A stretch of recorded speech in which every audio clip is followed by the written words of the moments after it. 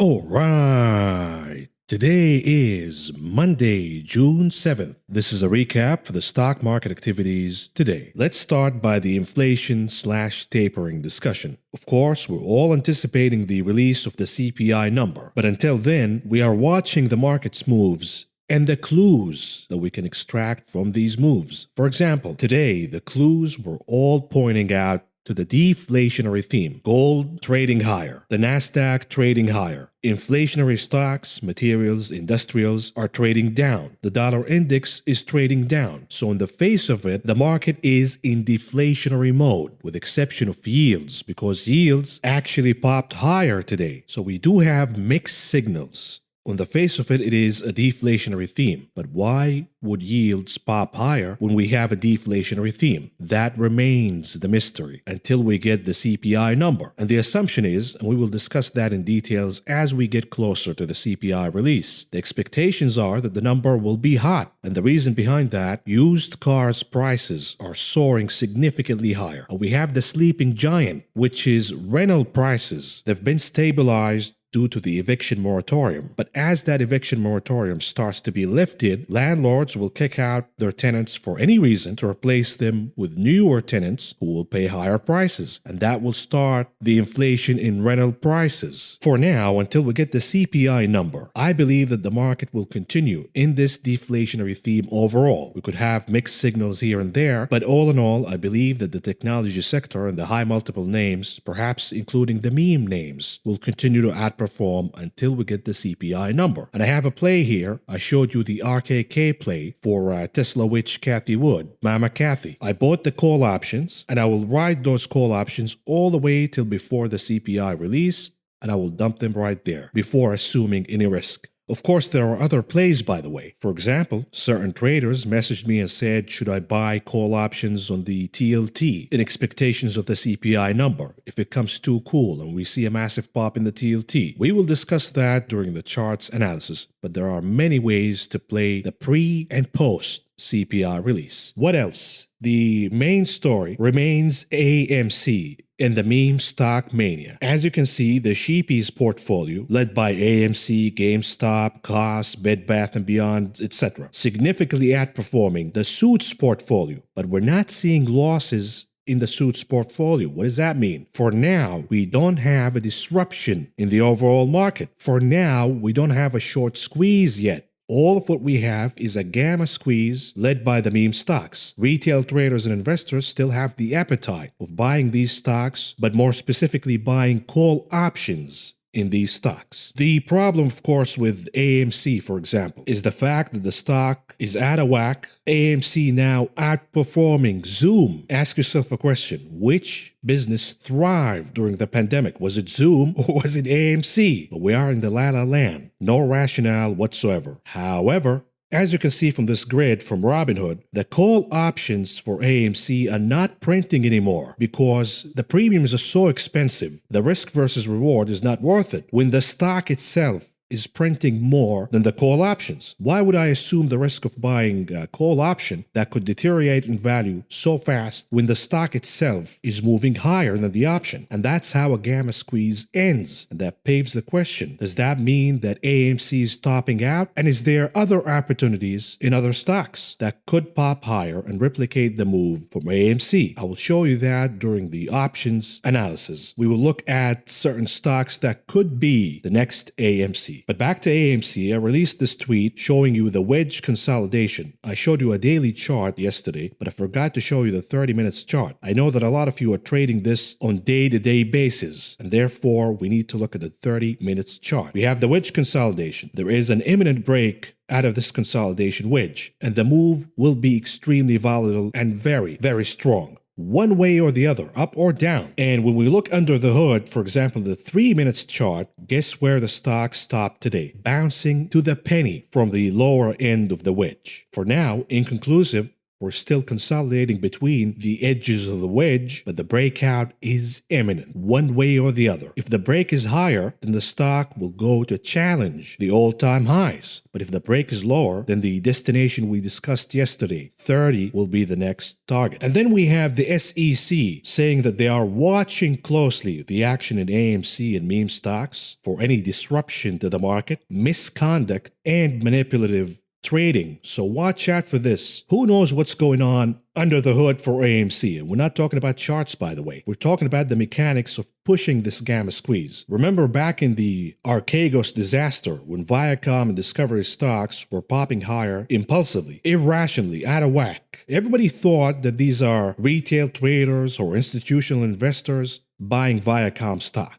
or perhaps short covering. But we now know that there was a quote-unquote family office that is not required by regulations to disclose their positions. We knew after the fact, after the blow-up, that Archegos Capital was behind pumping Viacom and Discovery stocks via credit swaps, via derivatives, via borrowed money. And once the margin call hit, you know exactly what happened to Viacom and Discovery stocks. And that was a close accident event to the entire market. It could have taken the entire market down, but it was just one family office. Make no mistake, it did a significant damage, specifically to Credit Suisse, but it was one or two firms that got hit here. Who knows which family office or offices playing this game again with AMC. And if there is misconduct and we get a margin call to one of these family offices or hedge funds who are playing this game and pumping the stock higher, we're talking about $30 billion worth of value added to AMC stock. That will be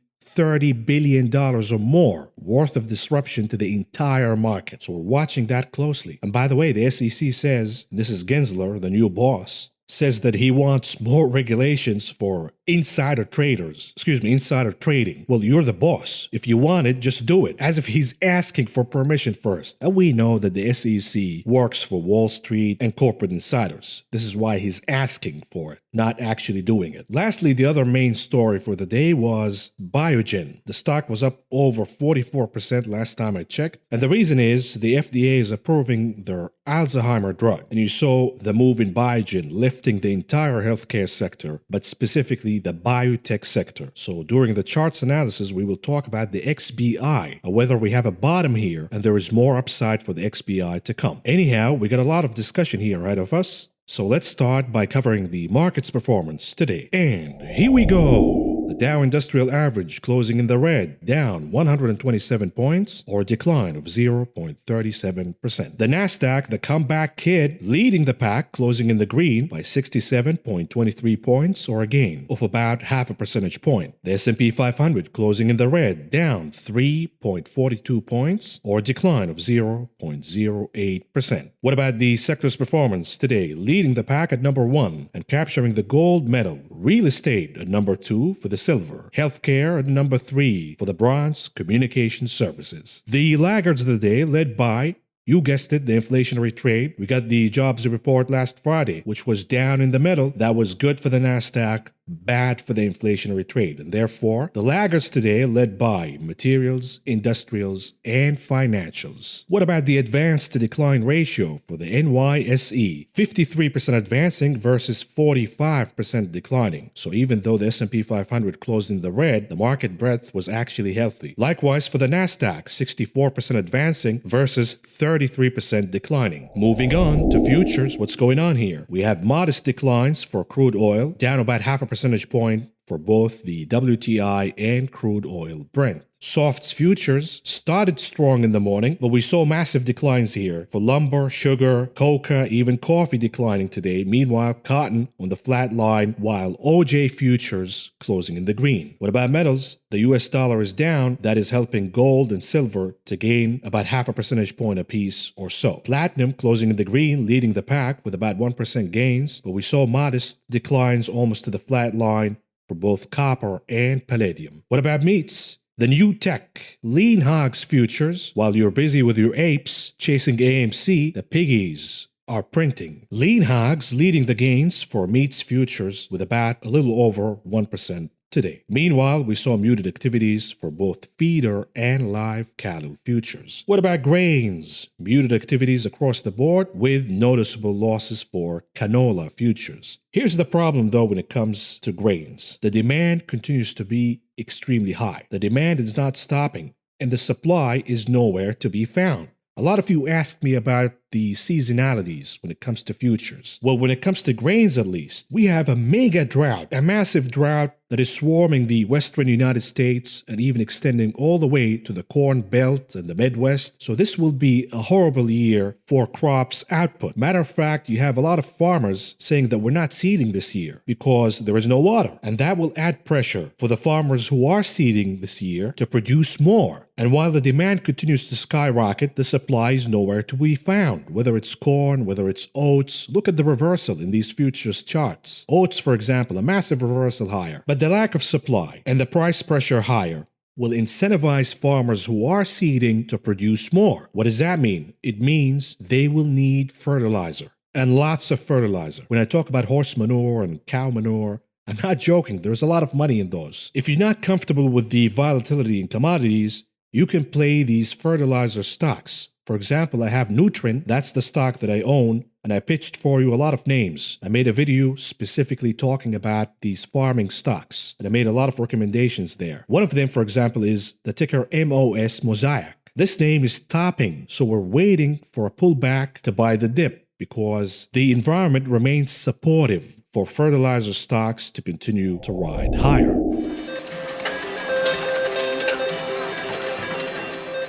Moving on to the big casino, the options market. What's going on here? Nothing new. AMC, the apes, Ape Nation, leading the pack at number 1. This is a massive volume, but it is way lower than last week. So is this signaling the end of the mania in AMC? Watch out for the options volume. Once they get too expensive, the appetite goes away because, believe it or not, the majority of retail traders and investors involved in AMC are now motivated by sticking it to the man and the hedgies and show the boomers, bro. None of that crap. The majority of retail traders involved in AMC got involved motivated by greed to make a quick buck. The stock is moving higher, double digits per day. I want to chase the move and make a quick buck. And when the stock ceases to be easy money, I'm out. And I will start chasing other names. But here it is, AMC with about 1.3 million contracts. About 60% of those were calls. Apple at number 2 with about 900,000 contracts. About 72% of those were calls. And here it is, BlackBerry at number 3 with about 650,000 contracts. About 80% of those were calls. And pay attention to this, the IV rank,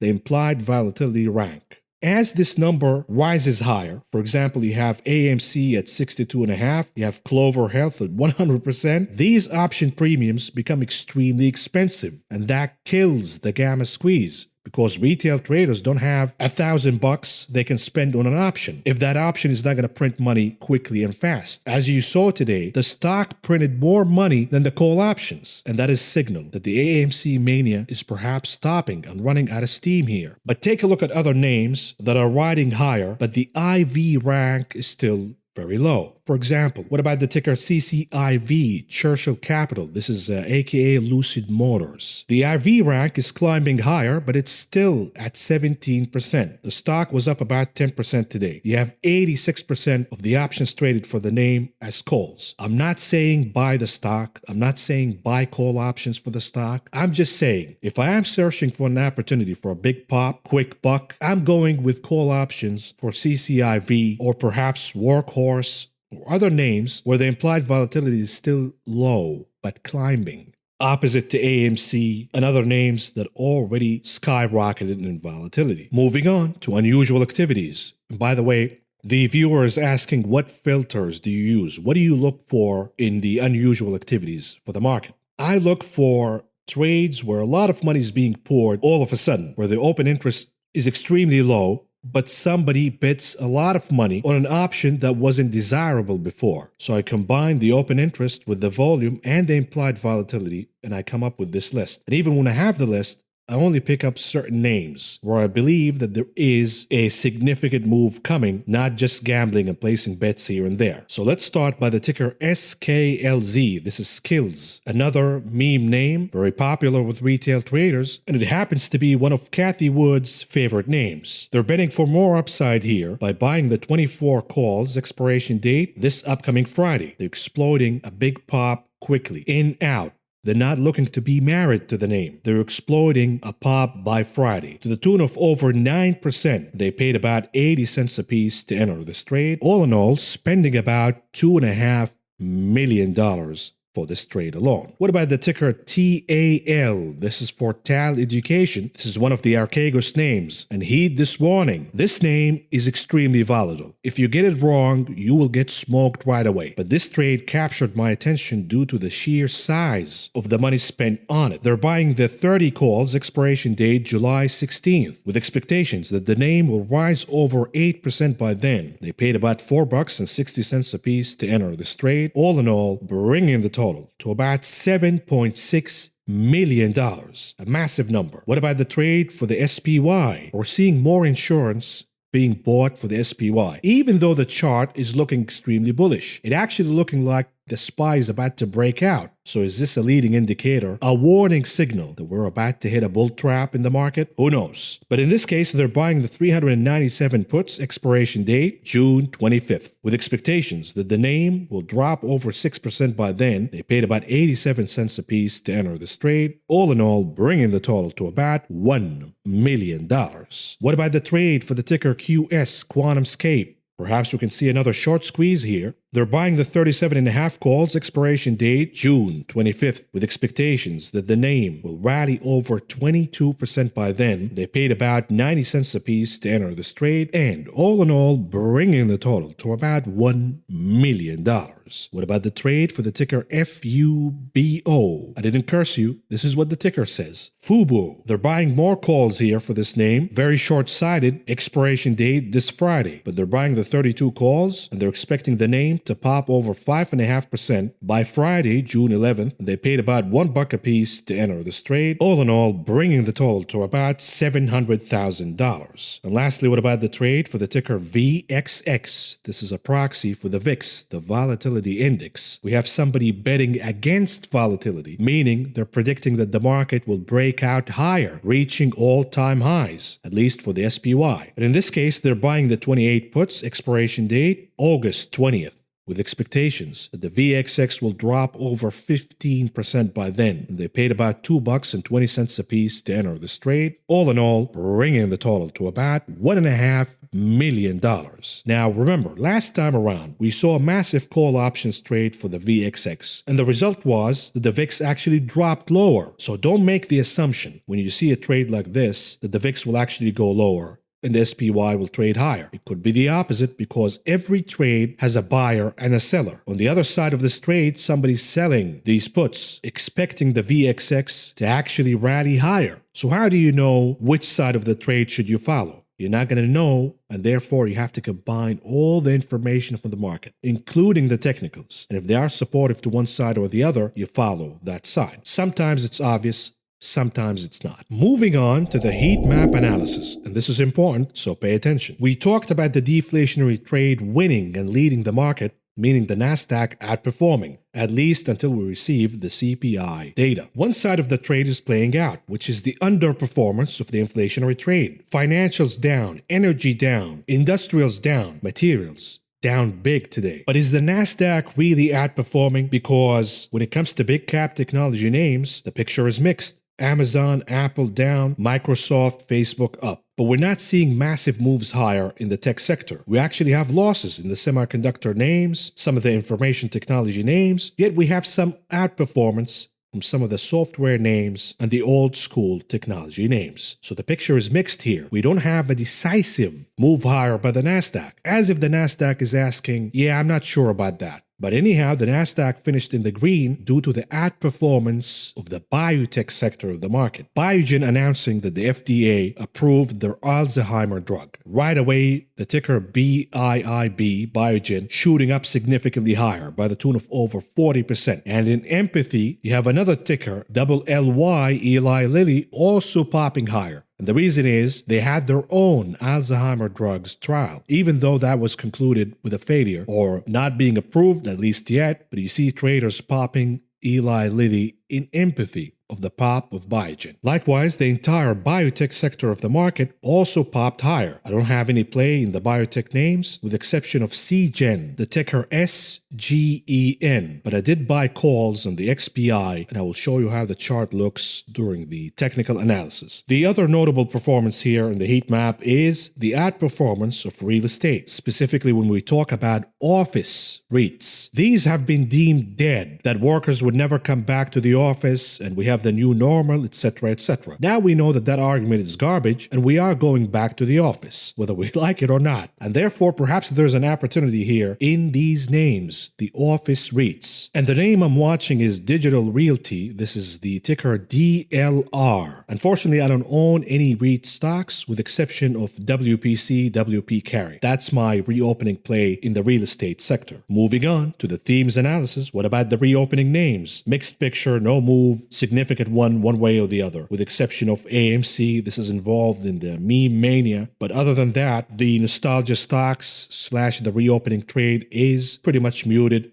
Some gains here and there from names that haven't recovered the pre-pandemic highs. We're talking about Six Flags, we're talking about Cody, but we also saw nice gains for MGM Grand and the Cheesecake Factory. What about the inflationary trade? Underperforming today, not by much, but we're seeing some dips here worthy of buying. You don't want to do that yet, at least not right now, if you're not confident. But if you are, you will be assuming a lot of risk by buying the dip right now because you have no clue what the CPI reading will be. The assumption is it will be too hot, but we don't know that yet. We don't know what the cooks are going to do, but this is the difference between traders who make money and others who also make money, but not as much. One trader is highly confident and willing to take the risk. Another trader is more conservative and awaits confirmation before taking a move. Both styles are fine, different styles, no judgment whatsoever. One trader will buy the dip in Alcoa prior to the CPI reading. Another trader wants to wait for the CPI reading before buying Alcoa. Two different styles. Nothing wrong with either. What about the deflationary names? Outperforming today as expected after the drop in yields on Friday following the employment report. But again, yields are popping higher today. Nobody's noticing that. The mystery today is the pop in yields. Why are yields trading higher? We will know that by the end of the week. But all in all, an outperformance here from these names, the low inflation names, whether we're talking about Peloton, the high multiple names like Okta, Zoom, Square, DocuSign, even Tesla staged a comeback here. Because if yields are going down, that is favorable for a high multiple name like Tesla.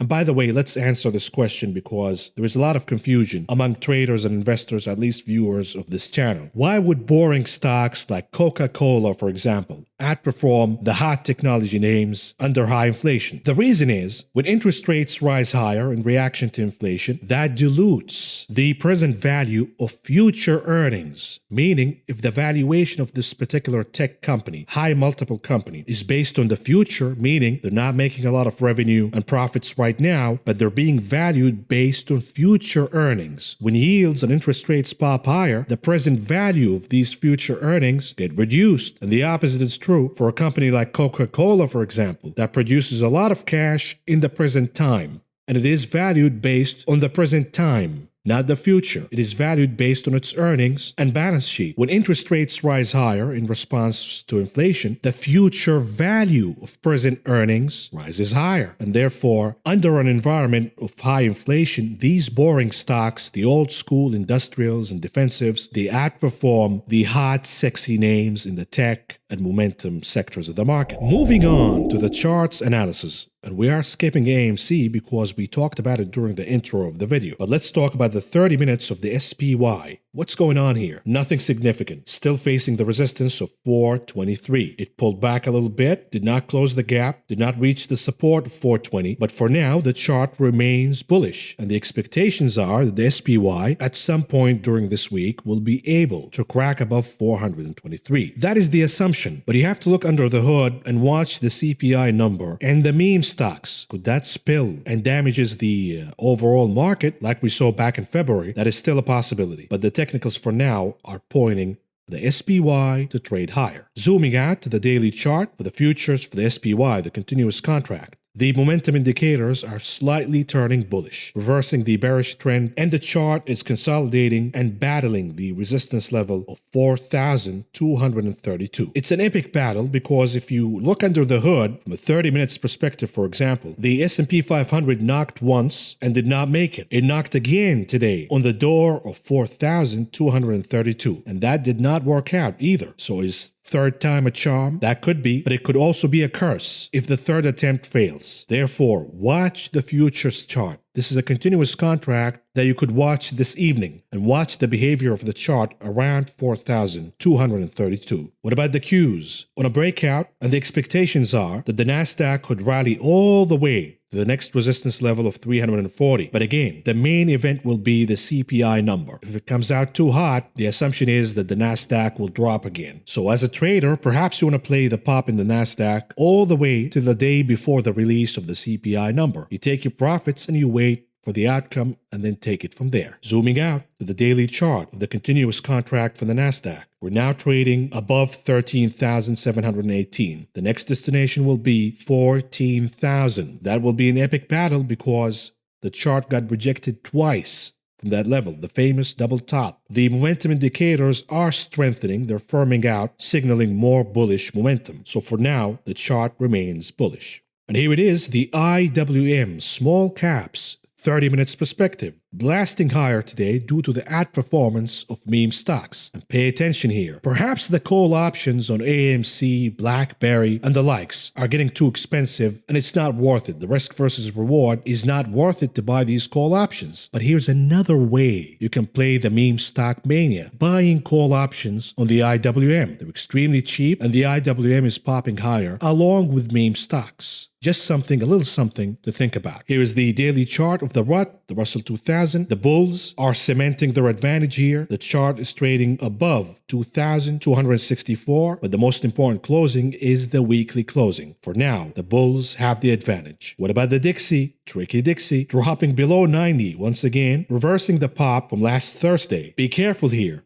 Watch the dollar index extremely closely because it will be a leading indicator to what the CPI reading will be. And the assumption is if the CPI reading comes out too hot, the Federal Reserve will have to discuss tapering sooner than expected. That will slow down the printing machine and that will firm the US dollar to rally higher. What about gold? The dollar is down and gold rallying higher. Just like the dollar reversing the pop from Thursday, almost, not all of it. Likewise, gold is reversing the drop from Thursday. So this is the inverse picture of the dollar index. For now, gold is ignoring the move in yields. It used to be extremely sensitive to yields, but yields are popping higher today along with gold. Very confusing because we've been waiting and waiting and waiting. When will gold reverse the inverse relationship with treasury yields and become this inflation hedge it's so famous for? We don't have that yet, but at least for one day, gold and yields trading in the same direction. Speaking of, here's the 10-year treasury yield. I'm not sure about this big red candle. I think this is an error in the program. I didn't see any evidence that yields actually popped all the way there and reversed. But anyhow, trading above the support level of 1.55 basis points, and bond investors and traders will start playing the move ahead of time. If they believe that the CPI number will come out too hot, they will start dumping bonds and pushing these yields higher. Whether they're right or wrong, who cares? But we have to follow their moves. For all we know, they could be buying bonds right now, anticipating the CPI number to come out too cool. For now, the 10-year treasury yield is consolidating between 1.55, that's the support, and 1.62, that is the resistance. TLT bond prices, the momentum is strengthening from a MACD and RSI perspective, but it is still weak. It is not producing a massive move higher. A lot of you want to play this short squeeze potential, that perhaps the CPI will come out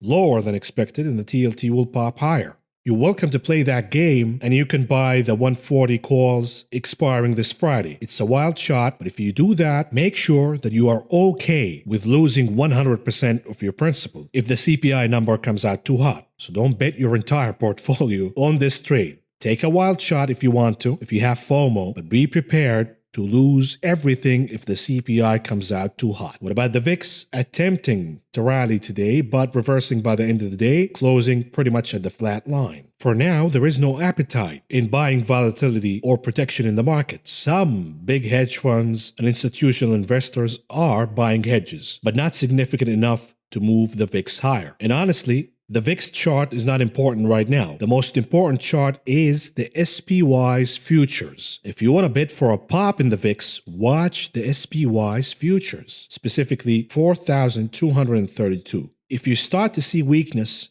in the chart being unable to break above that level, struggling over and over and over again, then the conclusion will be the chart will reverse downward, and that will be good for the VIX. Apple, what's going on here? Looking pretty good. You had a nasty reversal in the morning, but capturing and confirming the support of 125. For now, for all you know, Apple is looking good, solidifying the support of 125, and it has to challenge the top of the reversal candle in the morning. And that reversal candle top is about 126 in or around that number. So Apple is very close in challenging the top of the reversal candle. And if it is able to beat that top, then the next stop will be around 127.5. What about Tesla, the souffle? Starting weak in the morning, but reversing higher once again. This is yet another signal that Tesla is looking strong. Perhaps Tesla wants to give it another shot at 629 before waving the white flag. And if it is able to crack above 629, then the next destination will be 679. Of course, once again, the CPI number, I cannot stress the importance of the CPI number because it will have major implications across the market, including Tesla. If inflation is rising way higher than expected, then Tesla will go down. It's a high multiple stock valued based on future earnings. And when interest rates rise higher in response to inflation, the present value of future earnings get diluted. Anyhow, moving on to the tulip market, what's going on here? Not looking so good, at least for now. We have this consolidation in range between the support of 30,000 and the resistance of 42,000. This is for Bitcoin, by the way, the big tulip. If you start to work out the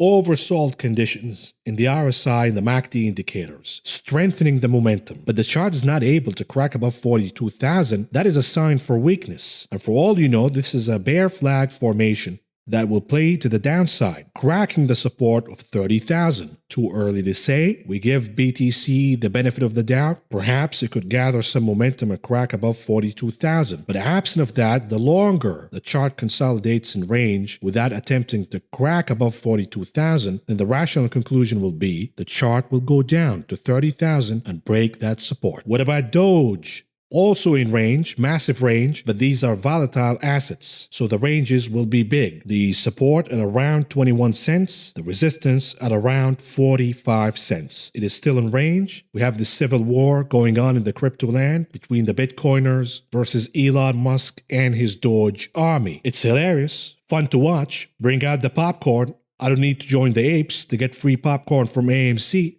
I got my own popcorn and I'm watching the show. Doge is starting to look weak here, and I don't want to see the name breaking below 35 cents. That will be an ominous signal that Doge will go down to the support level of 21 cents. You want to see Doge trading above 35 cents. Because so long as it's trading above 35 cents, there is the possibility that it is gathering energy to crack above the resistance level of 45 cents. What about Ethereum? ETH, not looking good here. We have a series of higher highs, a bottoming formation, but if the chart fails to break above 2,900, then this is a bear flag formation and it will play to the downside. So we're watching 2,900. If the chart starts to make lower lows by breaking 2,500, good night, Irene. We have another nasty leg down coming in ETH and possibly for the entire crypto market. Moving on to the conclusion of this video. What do we have in the economic calendar tomorrow? We have the small business survey that is important for hiring at least, and then we have the trade deficit And the most important number, jobs openings. Why is this important? Because if job openings come out hotter than expected, say 8.5 million jobs, 9 million jobs, but employers are having a tough time filling these jobs, then that will spark the wage inflation discussion. Furthermore, if the CPI number comes out too hot and jobs openings also too hot, that's it. It is settled.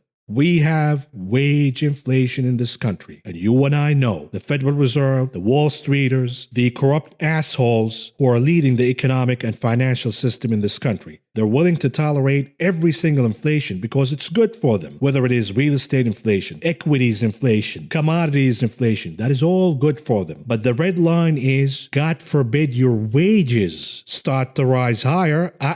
We got to end the show. Mr. Powell, start tapering now. We don't want to pay these deadbeats more money. What a freak show of a market we're living in these days. Anyhow, that's all I got for you today, and I will talk to you again tomorrow. If you found the information presented in this video helpful, please subscribe, press the like button, the notification button, and follow me on social media.